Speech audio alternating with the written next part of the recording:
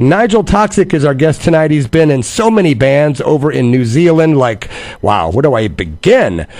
Toxic Avengers and Hate Seeker and the Suicide Junkies and Horror Story, Nefarious. I think he's currently in Plague Ditch, GFNR, Dr. Monster. I did a lot of research, man. But I got to send a big thank you to Dylan Guttersnipe over in New Zealand, who's been really pushing for me to do this for a while in a very cool way, though. And I appreciate him staying on me because I wanted to do this interview long ago. Let's bring him on now from New Zealand, live on the phones here at the Almighty Church of Rock. Nigel Toxic, thank you for being here tonight, man. Hey, how you going? It's good to be here. You know, I was surprised to find out, too, that you play every instrument, right? Pretty much. Well, I mean, you know, I'm no good on a clarinet or anything like that, but guitars, drums, the bass, you know, a little bit of keyboards, vocals, you know, whatever's needed. You know, and I looked up your history, and I'm pretty sure I'm correct. You've been on like 46 different albums? Yeah, I mean, that have 46 that have been released on hard copy. Wow. So there are also ones that are only digital, or, you know, and then there's stuff that I'm doing backups on, or a guest lead vocal, or a guest lead guitar, and then there's stuff that I've just, you know, mixed as well. So yeah, there's quite a broad sort of thing. And you know, it's cool to find out too, you did your first gig when you were 13 years old on New Year's Eve of 1987. So how old are you these days, dude? I am 51. Wow, you've done a lot of stuff in your life, man. I tell you, I'm sure you hear it quite often, but what was that first gig like at 13 for you? Well, for a start, my band, I got so drunk that they passed out on stage, and I ended up with members of the Toxic Avengers jumping up and saving my ass, and to me that was better. And then, you know, later on I became a member of their band. So, but yeah, at 13 doing that, yeah, it was amazing, you know, and I never looked back. That's so cool, man. You know, it's always nice to talk to the veteran punk rockers that have just done so much. And going through all your history, I was like, why? I had to make like these bullet points so I didn't just have a bunch of small talk. I know you're influenced by like the Misfits and Danzig, the Dwarves, Cancer Slug, Gigi Allen. Have you done much touring outside of New Zealand, or is that pretty much your stomping grounds? We cannot, in 2006, Horror Story won an American tour that a company called FTA Bookings had made a contest, vote for the bands you want to see tour this summer, and they didn't expect a band from New Zealand to win, and we did. Wow. Then they discovered, you know, that after paying for our plane tickets, they discovered they also needed a certain amount of money for us to be there each day. And 20, you know, even though we're going to be, you know, living on the tour bus, it sort of worked out that didn't come into it. And so the American government says this band needs this much money per person, and at that point they just couldn't do it. You know. And so on the back of that, because we had an American German company say, when you finish in America, we'll bring you to Germany.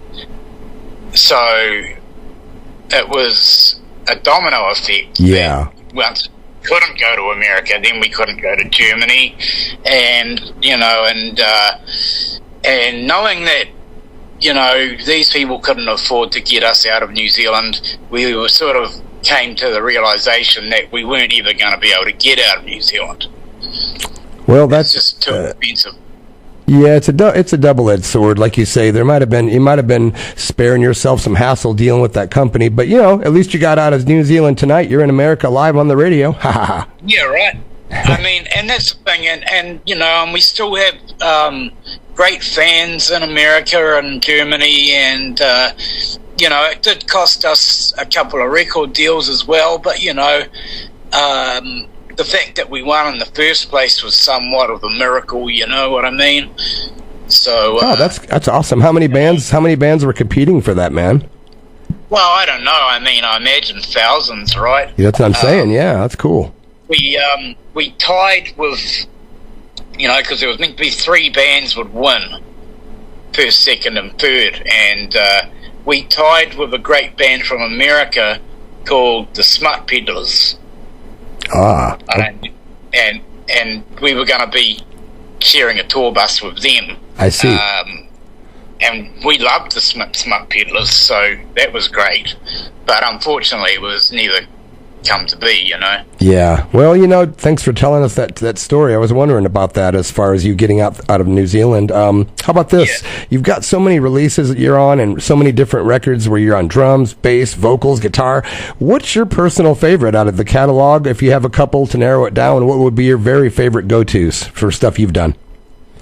I mean, I really think the Hate Seeker stuff is probably some of my best stuff, and I mostly write all of that and sing and play lead guitar, and that was like my most recent thing.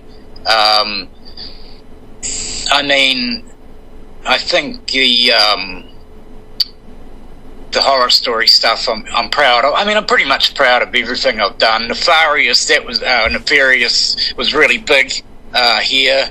I mean, it's all sort of been, things that I'm proud of, and it's hard to single out. Yeah. Well, how about this one for you? I know tomorrow is a very special day for you guys, and a lot of coincidental stuff kind of tied in as far as timelines. But tell us about what's going on tomorrow as far as your new release. So, tomorrow, this year is the 20th anniversary of Horror Stories' Bride of the Monster album.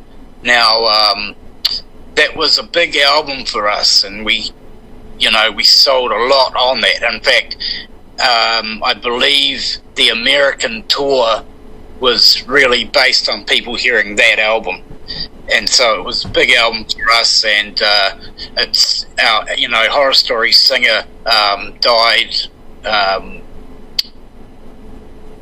early last year, I believe it was, and so it's his birthday tomorrow. So we're releasing the 20th anniversary vinyl on his birthday, Dr. Hell, wherever he may be, and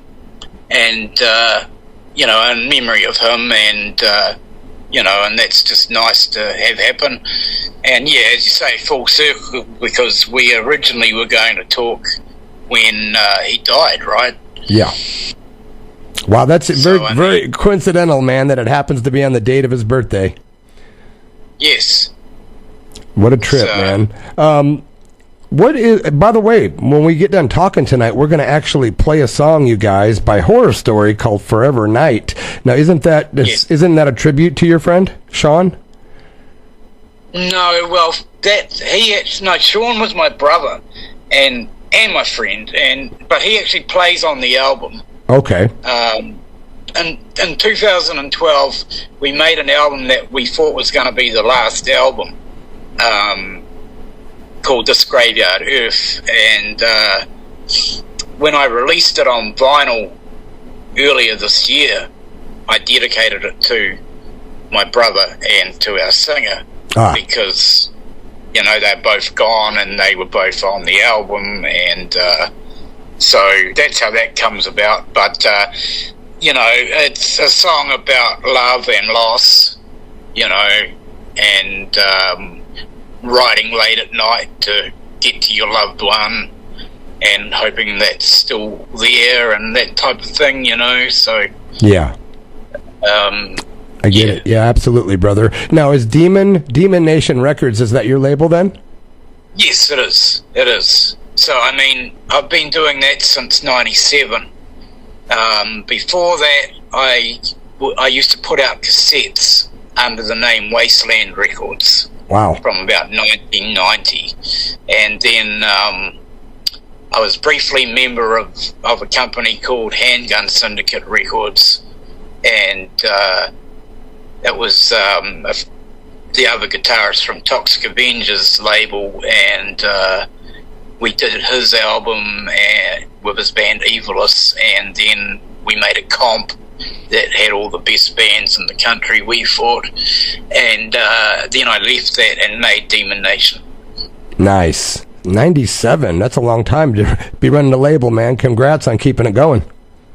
Well, I mean, when we started out, it was all CDs, right? Because they had killed off the record. There was no longer a record pressing plant in the country. So, you know, that's why it started off doing tapes. We sort of really just missed that, you know. In fact, the day I was going to have my first record ordered, I rang up and they said, no, we just took our last order. You know, oh, man, really? But nowadays it's, you know, not so hard to make records, right? So I've tried to, you know, I've started trying to catch up. I think I've got about another 40 to go. You know, I believe it with you, man. I do. And you're in the band Plague Ditch now. Is that correct or not correct? Yeah, I play guitar for Plague Ditch, which is like an industrial metal sort of thing, which in this country has never really been done. You know, I mean, even in you know, the heyday of Ministry and such, there was never anyone doing that type of thing. So when we started doing it, we were surprised that it took off, you know, and it's keeping us busy. You know, we're about to do an album for that, and just waiting for the final mix so we can have it pressed. That's awesome, man. How many of those will you release? Well, we usually make 100 copies of what we do on vinyl, because since COVID, the shipping prices overseas are insane. So I tend to find that we don't get as many sales internationally as we used to. Yeah, I know. It's not just you guys, bro. You know, because when people used to, right? Oh yeah, yeah. I mean, when you go to buy an album and the shipping is twice the price of the album, yeah, you know, yeah, it's just a bit much. So, it is. You know, it stopped me from buying your album. You know, it's just crazy, brother. It really is, man. You know, and I went to do a bunch more copies, and someone said, you know what? I wouldn't make more than a couple hundred because no one really buys vinyl as much. And the guy was right. And the CDs, same thing. I made a few hundred, and I still sitting on 20 of them or whatever, you know? Yeah, I mean, this is the thing. I stopped making CDs in about, I think, 2019, when we did the last Horror Story album. The place I was using went out of business after that. So, I mean, that says it all. Yeah, absolutely, brother. Well, you know what? I'm just glad that guys like you are still out there doing it after all these decades, man. And it's a pleasure to talk to you. And I wish I had more time. But what I'd like to do is I'd like to play some of your music for these people that are tuned in. And that way they know all about Horror Story at least. And if there's anything you'd like to say as far as final words, the mic's all yours, bro. Hey, I just want to say thanks for having me. And if you're looking for any of our music, we're on Bandcamp under Demon Nation Music. And cheers for having me, man. Of course, it's been a pleasure. Demon Nation Music, correct? Yes. Yep, Bandcamp. So you can find everything that I've ever done or am connected to. It's all there. I mean, you can find stuff on Spotify, but I don't. You know, I mean, that's through default because it was on iTunes, not because we put it there. You know what I mean? I do. I'm not a fan of the Spotify. I gotta agree with you, bro. But we're gonna do payment plan for the artist is non-existent. Amen. Amen to that. Well, let's do something right now because we really want to hear Horror Story. Thanks a million again for being here, Nigel. Hey, thank you. This is from 2012. It's Forever Night. And you're on bass guitar or guitar on this one? I'm guitar on Horror Story. Nice. All right, you're at the Church of Rock, KSKQ. Rock on, Nigel. Cheers.